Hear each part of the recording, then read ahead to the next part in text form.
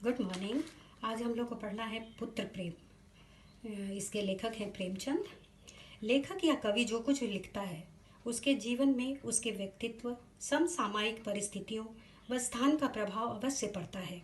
अतः लेखक से तादात्म्य स्थापित करने के लिए उसके जीवन से परिचित होना आवश्यक है।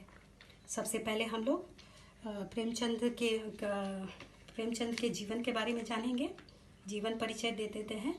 हिंदी के सर्वश्रेष्ठ और सुप्रसिद्ध कहानीकार व उपन्यासकार मुंशी प्रेमचंद का जन्म 31 जुलाई सन 1880 में काशी के लम्ही नामक ग्राम के एक गरीब परिवार में हुआ था। इनके बचपन का नाम धनपत राय था।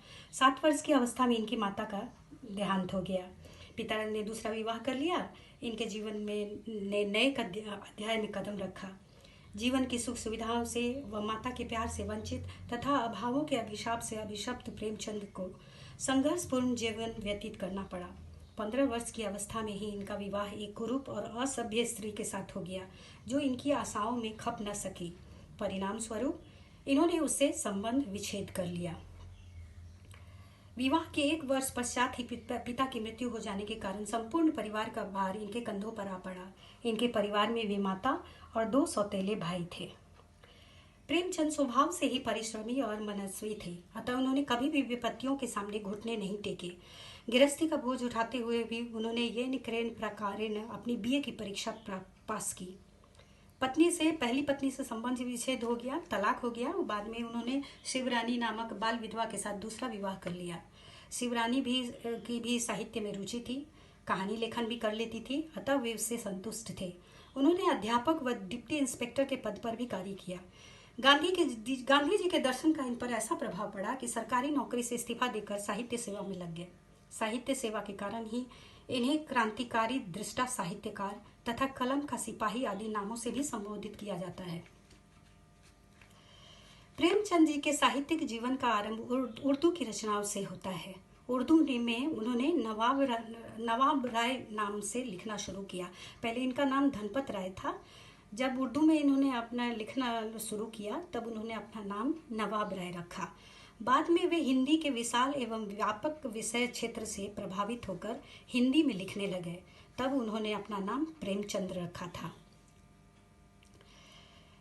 इन्होंने धन व यश की कामना से कभी भी साहित्य की रचना नहीं की। जनहित से प्रेरित होकर उन्होंने उपन्यास साहित्य का सृजन किया। सादगी और सरलता इनके व्यक्तित्व की प्रमुख विशेषता थी। यही विशेषता उनके उपन्यासों और कहानी के नायकों या पात्रों में दृष्टिगोचर होती है। जैसा उनका जो सीधा व सच्चा मन था, वैसा ही सरल उनका जीवन था। झोपड़ी से लेकर राजमहल तक जो कुछ भी प्रेमचंद के दृष्टिपथ में आया उनके साहित्य का विषय बन गया। वे दीन दुखियों के पक्षधर थे, कृषकों के मित्र थे, अन्याय के विरोधी थे तथा शोषण के शत्रु थे। असहाय नारी जाति की महिमा के जबरदस्त वकील तथा साहित्य के पुजारी थे। उनके लेखन में इन सब का प्रभाव परिलक्षित होता है। इनके समस्त साहित्य को काफ़ी प्रसिद्धि मिली। अब इनकी रचनाएं थोड़ा जान लें।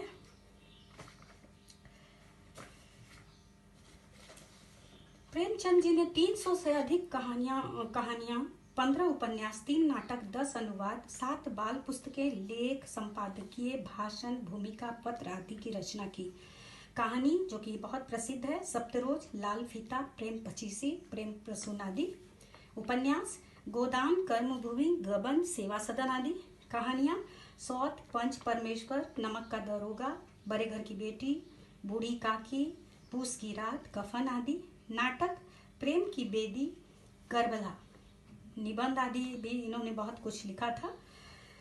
और प्रेमचंद्र जी पहले उर्दू में लिखते थे, बाद में उन्होंने हिंदी को अपना विषय बनाया। अब इनकी भाषा शैली को जान ले। प्रेमचंद जी ने उर्दू में लिखना शुरू किया था, इसलिए उनकी अधिकांश रचनाओं की प्रतिलिपि उर्दू में ही थी। उनकी भाषा में संस्कृत, उर्दू, फारसी और अंग्रेजी शब्दों का खुलकर प्रयोग हुआ है। उन्होंने मुहावरे और लोकोक्तियों का प्रयोग भी खुलकर किया है। इनकी भाषा शैली परिष्कृत एवं परिमार्जित है। इनकी शुद्ध हिंदी का पाठकों पर बहुत गहरा प्रभाव पड़ता है। आज के लिए बस इतना ही। अगली कक्षा में हम लोग पुत्र प्रेम पढ़ेंगे।